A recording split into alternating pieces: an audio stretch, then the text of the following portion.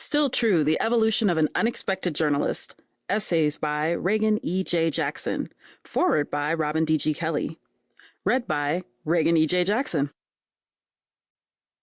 To the late, great Barbara James for the gift of memoir. To Rainier Beach for the gift of home.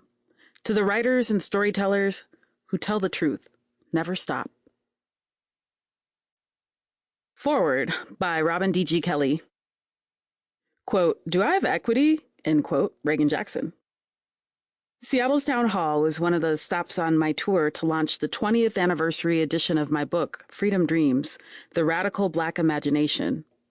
I half-jokingly called it my trauma tour, since I spent the early to mid-1970s, the worst period of my childhood, in Seattle.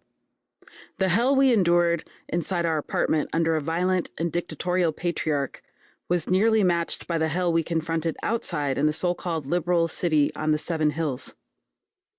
Those were the days when the Central District was black and poor. Rainier Beach had a large Asian Pacific population. Suburbs like Ballard were white and racist, and busing designed to rescue ghetto kids from bad, underfunded schools merely put us in harm's way. We lived in neighborhoods where property values determined the value of our education, which was exceedingly low. The solution, mandatory busing, was never about addressing economic inequality or desegregating Seattle, but a concession to families struggling to educate their kids, families who saw education as cultural capital, their ticket out of the ghetto.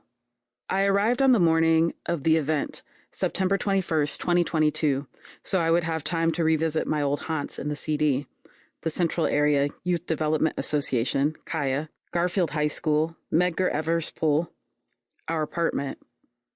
Gentrification left the city unrecognizable. I was not surprised. Similar to busing, gentrification is not a strategy of desegregation, but a modern-day form of settler colonialism. With settlers come new restaurants, shops, rising property values, and improved schools. The old neighborhood had been erased, but the memories linger like ghosts.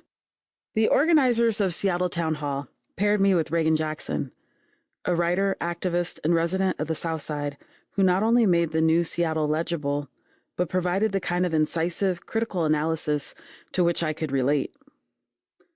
In preparation for our conversation on stage, I picked up a copy of Still True and devoured it in one day. I felt an immediate bond.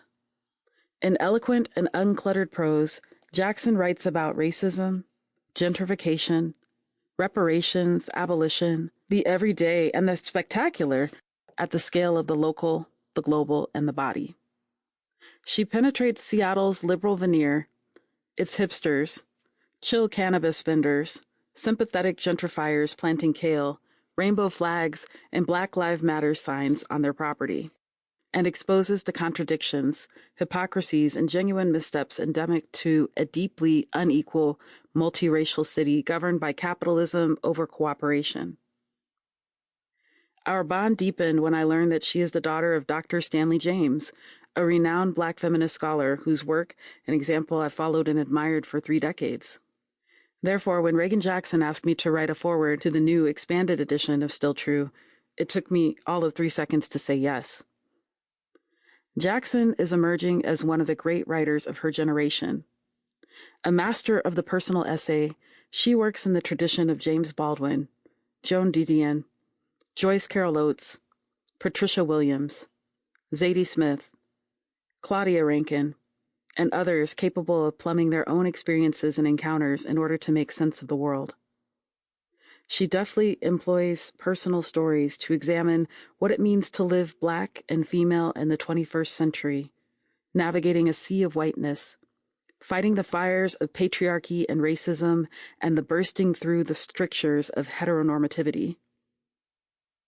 From her unique perspective as a cosmopolitan Black woman who has lived on the precipice of economic precarity, Jackson shows us how to love, fight, make community, find joy, survive, and write the truth in a so-called post-truth era. She models what it is to be a journalist in 2024 and write about racism, gender, and sexuality when states are trying to ban discussions of racism, gender, and sexuality. Sample complete. Ready to continue?